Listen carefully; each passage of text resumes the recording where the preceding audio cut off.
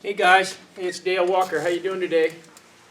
Well, it's been a few days since we had the bike on the dyno, and I got to regroup, clean the shop, get all ready, make some spots here, and we're going to pull the bike down and get started on, the tune and stuff, airbox, this, that, and so I'll be doing some of that stuff. But I thought it'd be kind of cool. Some people have requested sometimes they see the shop in the background, and they kind of like that. So. I've never done this, but I think I'll do a little video here on the Holeshot Performance Dale Walker Wall of Shame, I call it, over here behind me. And a lot of stuff to talk about. So this might be part one.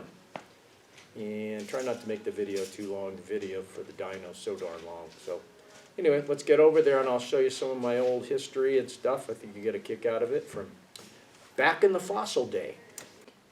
Well, guys, let's start with the man that started it all. That's my father, Raymond Edward Walker. He was well, let's just put it this way. He was a hot rodder back in the day. And there's him and his buddies on the Model A. I think that's in front of my granny and grandpa's house, my mom's mother and father. And that's Raymond right there with the cigarette with his foot on the headlight. Raymond got in a little trouble when he was young, but it wasn't like today. The Cam Snappers were their car club. That's what they did in those days, you know, had all the plaques and raced and everything. Oh, there's my stupid phone. Sorry. Let it go away. Anyway, yeah, he was, he held the record in 1 year for 42 tickets. He used to tell me this story. And go to the judge. Now, Ray, you know, you gotta, I know, Judge, I'm sorry. I won't do it again. But anyway, he was my mentor. He was a great guy. He was hell of an engine builder, racer in his own right, hobby racer. This is our Corvette that we raced in just bracket 1. That's me in the car when I was about 17. I built engines and stuff with him and all that, and then finally he put me in the car. That was cool. We ran, mid-11s, low 11s, and then we built a 468, and it was a 4-speed car. And when I was 18, or still 17, I went 1038 in that car, 132, and that was with the interior and radio and stuff in it. Then we started braking everything too much, still a heavy car. So then we put an LS6 on it, turbo 400, slowed it down to about 1090s, and I won a bunch of bracket races. Then my dad finally quit, and it all began. I was already racing motocross. I was a 125 rider because I was a little squirt, about 145 pounds, and dirt bikes and stuff. And then I was hooked, so I started going drag racing. So for years, my dad owned a car lot, and I was the lot boy. And I used to have to go down to the car lot and wash all the cars and work and learn. We had a shop where we worked on everything. And then I got a job at Coast Honda as a mechanic, and then 2 years I was a service manager for a few years before I started my shop. So let's begin here. So this is kind of hard because it's up on the wall. Here's 1975, my first national event, and I brought my Honda 404 I had set up and my 750 Honda, and I won. This was 2 different races. That's Russ Collins' 3-engine Honda top fueler at the time, and then in the background that's Mike Brusso on his Kawasaki Pro Stock bike. Brusso was the guy back then. He was an awesome rider. Kind of a shady, not shady, but a little bit of a street racer character. Never could really trust what he was telling you. Anyway, those are, I got a second and a first. The races were a week apart. Fremont Raceway in Fremont. Now it was Baylands after that, and then Irwindale. Up there's my friend Karen Stouffer. These are all national records. I set over 50 national ET and mile per hour records. Once I started my own shop, that was my first project bike. That was a KZ 1400. It was a pretty trick piece. Cosman, I've stiffened up all the chassis and everything. That's one of my turbocharged GS 1000s I built for a customer. Yeah, when I was working at Coast Honda, we had the first dyno, rear wheel dyno. You turn the knob and everything, water dyno. They weren't like they are today, but you could put it on and still check your horsepower. And yeah, so I was out of Coast Honda. So here is, oh shit, here is, I'm holding this thing, it's hard, up in the air. Yeah, there's down at Irwindale, and that's 18 years old. First national event win. Yeah, I set a bunch of production records first. All right, there's my 750 Honda. When I made it 836, small cam, and blah, blah, blah. Ran 1120s, about 122. There's the same bike before I did that. I held the super stock record at 1196, about 110. And here is Blackie. This was a famous 750 Honda. One of the ones I should have never sold. This is going to be hard holding this the whole time. This was Vance and Hines held the record. I think Byron held the record. And that was a single overhead cam Honda, super lightweight. I had it for years and years, and I'd pull it out, tune on it some more. It was a 1080 sleeved bore, and then a 1/4 inch stroke, so it was 1177 cc's. Had aluminum rods, the RC rods, and I did about 3 different cylinder heads. I took the sleeves clear out and decked the whole block, got it up to about 15-to-1 compression after years of development. And that bike went with a stock tranny. I foot shifted it.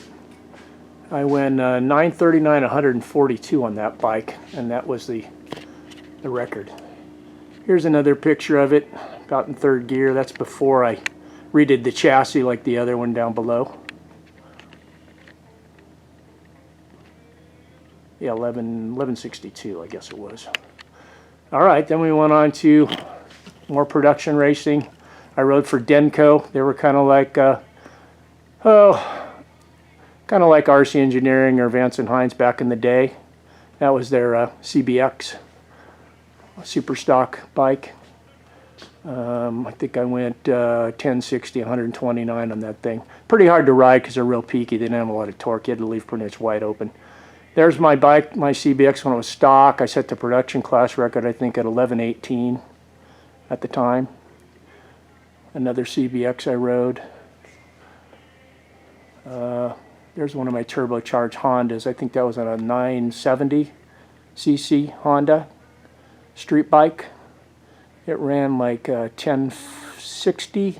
I ran about 138 with that thing, with the boost wicked up and race gas. Whipped ass on a lot of Kawasaki's.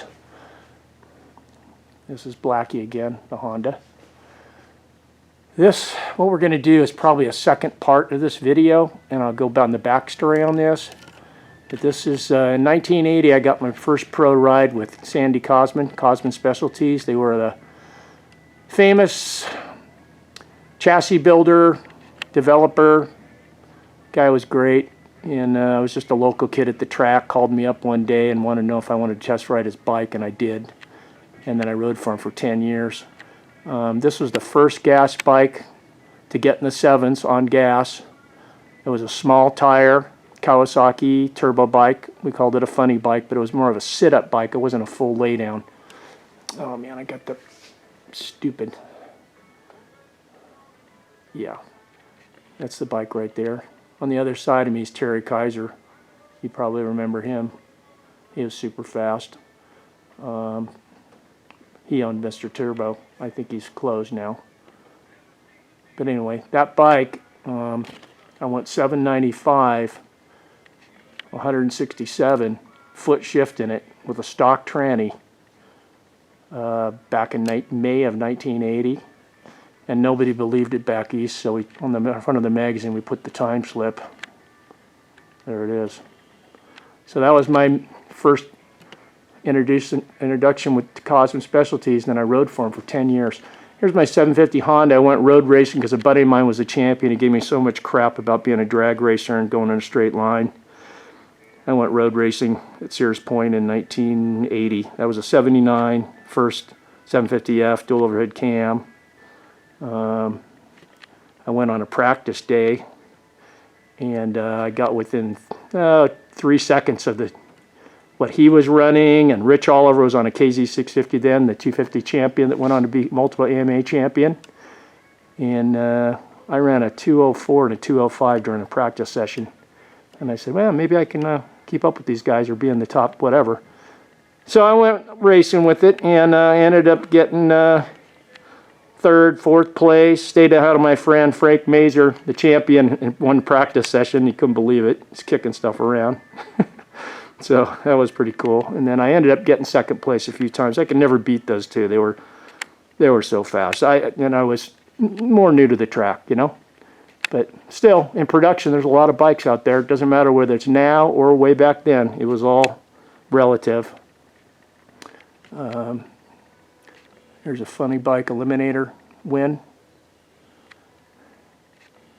There's a magazine article on that bike.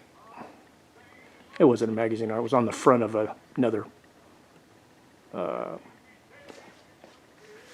like newspaper type motorcycle deal. I think it was City Bike. There's the same bike. Okay, then we move on to this is really hard with this thing pointing up in the air, so bear with me. Okay, then this is a bike down in Los Angeles I rode for a guy. It was a turbo Suzuki funny bike. I was sponsored by Mr. Turbo. This particular race, I raced it in top fuel, and I got to the final with Terry Vance on their fuel bike. And of course he beat me. This thing was on gas and didn't run as good, but I got out on him, stayed ahead of him most of the race, then he flew by him at the very end. But that bike did pretty good. Here's another Kawasaki turbo bike, funny bike, Sandy Cosman's bike. That was match racing Nigel Patrick at Fremont. We used to do that when the funny cars were there, and then they'd pay us some money. We'd make like 4 passes in between, you know, the rounds of the funny cars. Use it as a test session, but that's pretty cool. That bike went 790s. All right, here's that same Suzuki again. Turbo. This bike here. That has a backstory. IDBA race came out here one time, and all the big wigs were there. John Baugh, Mike Brusso, I think Terry Kaiser was there too. And I ended up beating all of them and winning that race. There's another one of Cosmos funny bike. That's at Baylands in Fremont. Up here, these are all more national records. All different classes, national records. In 1985, I won the Top Fuel National Championship in drag bike on my turbocharged Kawasaki, my own bike. This was Old Blue right here. It was an ass whipper. That's at Fremont. Another one, Old Blue. And then here is the 88, I think 88, ZX10. Friend of mine owned double Kawasaki, Doug Meyer. He's super fast. He was a Bonneville racer. We set up his bike and just jetted it, lowered the front about an inch, geared it, and I set the production record on that. It's over there on there. I don't know if you can see it. Yeah, that's what I thought. It was about 1050, but I ran 134 on that thing at Fremont. There was about a 6-mile-an-hour tailwind. It was a cool day. It was perfect. That thing flew. Okay, now we're starting to get into Pro Street. These are all more national event wins on top. Go back here, we're starting to get into Pro Street. This would probably be around 85. There's Pencil Art. That's Sandy Cosman's GS 1500. Yeah, when we first ran it, had the small tire on it. And then we sprayed it with nitrous. It was just a single stage. I went 804, 174 on that thing, and that was flying back then. That was in 1986, I believe. Yep, 86. Then here's, I built a Kawasaki turbocharged Pro Street bike back then. The problem is, there's another backstory on that, I'll have to get to it, but they screwed me on the rolls. I ran about 816 on that thing, but it was a lot harder to ride than a nitrous bike. So they screwed me on the rolls. Then in 6 weeks, I converted the bike into a Suzuki. I bought the engine from Cosman after he sold the chassis. I already been tuning on it myself. Changed my Kawasaki into Suzuki, but I'll tell you that story another time. Anyway, it was quite a story. And I was neck and neck with the guy, and then he screwed me on the rules, the champion, because he was it was Politics sponsor of one of the races. And I rolled the thing off the trailer, and his mouth dropped. It wasn't painted or nothing. Had no testing. I ended up beating him in the final and took his #1 plate. So I was national #1. And that's the bike I'm actually restoring now, the yellow bike, in my videos. Okay, then after that, oh, this has got bad reflection. I turned the bike, we had a 9-inch Pro Mod class, 9-inch tire class out here. So I raced that couple seasons. That's kind of when I was starting to get out of it. 95, these are race wins on that bike. I ended up having a wiring issue that I never figured out in time, and I dropped from 2nd place down to 4th. I was on my way to the top, and then I had a problem where the thing would backfire and blow the transmission apart. And then here's some of the guys I sponsored with road race bikes back in the day with my electric shifter. I was the first one to invent the first electric shifter. I sponsored Fast by Faraci and Doug Poland back then on their Ducatis, and I made my electric shifters for Vance and Hines. They private labeled them. So then my buddy was racing Aprilias, road racing. As a matter of fact, that's him right there. Andrew DeFall, a good friend of mine. Kind of a computer race, helped me set up my dyno and stuff. Real nice guy. Where I used to live in Santa Cruz, California. I went and helped him a few times. Then I saw this dinosaur superbike class with these old bikes with new parts on them and stuff. And I said, man, I'd love to do that again. But, you know, I was 48 years old, hadn't road raced in 20 years, whatever. And so I built Frank and Zuki. And then after that, Frank and Zuki I'm going to show you in a second. After that, I decided I'm going to try the 250 Ninja. You know, you go from 160 horsepower to 30. And that was a lot of fun. You're battling it out with all the, you know, it's kind of like the Junior Cup thing, right? So close. I went out there and I finished top novice 3 or 4 times. I think I got 2nd place or 3rd at the best. Yeah, that's my little 250 Ninja all set up. There's Frank and Zuki. And then this is another bike that I rode for Sandy, a little Sportster. It was 114 cubic inches, I think. Went 914, 142 on that thing. So, okay, let's continue here. This is the 9-inch Pro Mod bike in 1995. Got Best Appearing Motorcycle and Crew. That's at Firebird Raceway. This is at Palmdale. Got reflections in here we can't help. And here's another Palmdale race.